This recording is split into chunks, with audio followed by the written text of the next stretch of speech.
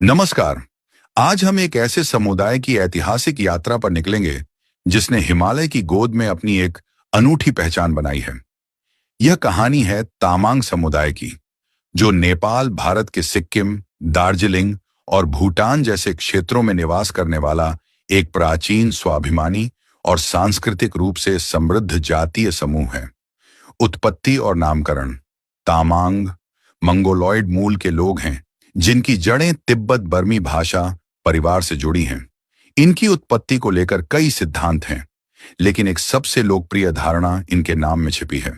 तिब्बती भाषा में ता का अर्थ है घोड़ा और मग का अर्थ है सैनिक या सवार, यानी तामांग का अर्थ है घुड़सवार योद्धा।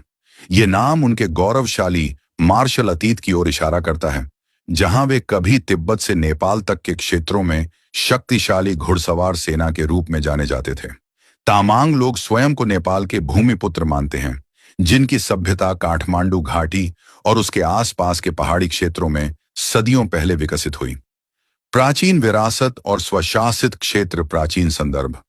इतिहास बताता है कि तामांग नेपाल के सबसे पुराने निवासियों में से एक हैं। लिच्छवी और मल्लकाल के प्राचीन अभिलेखों में तामांग भाषा और संस्कृति के संकेत मिलते हैं, जो दर्शाते हैं कि उस युग में भी उनका मजबूत अस्तित्व था। काठमांडू घाटी के आसपास और मध्य नेपाल की पहाड़ियों में तामांगों ने सदियों तक अपने स्वशासित क्षेत्र बनाए रखे थे। इन क्षेत्रों को तामांग भाषा में तामसालिंग कहा जाता था। तामसालिंग केवल एक भौगोलिक क्षेत्र नहीं था, बल्कि उनकी सामाजिक, राजनीतिक और सांस्कृतिक स्वतंत्रता का प्रतीक था। तामांगों ने अपने पारंपरिक मुखियाओं, जिन्हें कहीं कहीं गाले या तांबा कहा जाता था, के नेतृत्व में अपनी अनूठी सामाजिक व्यवस्था, अपनी भाषा और बौद्ध बौन धर्म के समन्वय पर आधारित जीवन शैली विकसित की। संघर्ष का दौर। 18वीं शताब्दी में जब गोरखा राज्य का विस्तार हुआ, तो तामांगों के इन स्वशासित क्षेत्रों पर भी संकट आया।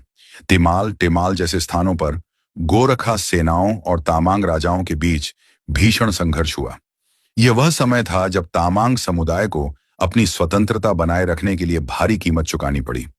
उपेक्षा और पहचान का संघर्ष, गोरखा विजय और उसके बाद के शासनकाल में तामांग समुदाय को एक लंबा और कठिन दौर देखना पड़ा। राज्य की नीतियों के तहत उन्हें जानबूझकर इतिहास में उपेक्षित किया गया। उन्हें अक्सर अपमानजनक नामों जैसे मुर्मी या भौते से पुकारा जाता था, जो उनकी पहचान को तिब्बत से आए बाहरी लोगों के रूप में सीमित करने की कोशिश करता था। कानूनी तौर पर उन्हें सरकारी नौकरियों, सेना और शिक्षा जैसे मुख्य धारा के क्षेत्रों से दूर रखा गया।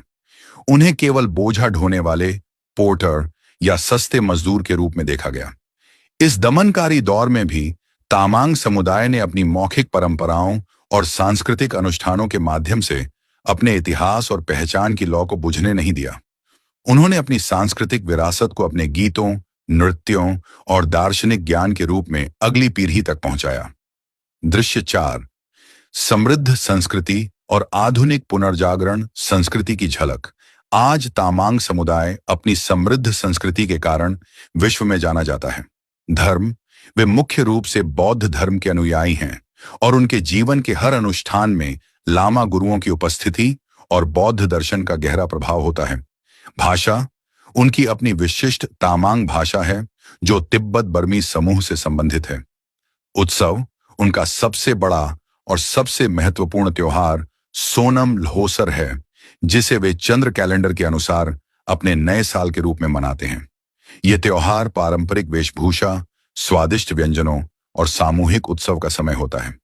संगीत और नृत्य।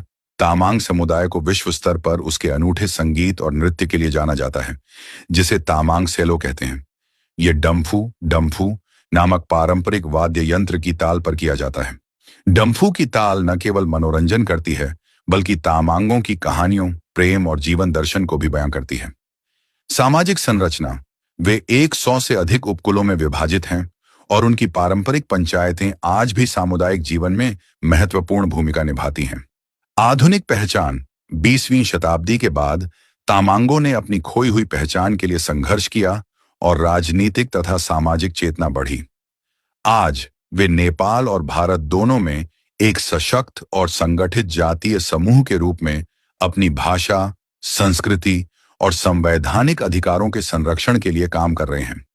वे न केवल कृषि और मजदूरी तक सीमित हैं, बल्कि शिक्षा, प्रशासन, राजनीति और पर्वतारोहण जैसे हर क्षेत्र में अपनी योग्यता का परचम लहरा रहे हैं। तामांग समुदाय का इतिहास संघर्ष और लचीलेपन की एक प्रेरणादायक गाथा है। ये घुड़सवार योद्धाओं के वंशज हैं, जिन्होंने दमन के बावजूद अपनी सांस्कृतिक आत्मा को जीवित रखा। इनकी परंपराएं हिमालय जितनी अटल और इनकी संस्कृति डंफू की ताल जितनी जीवंत है।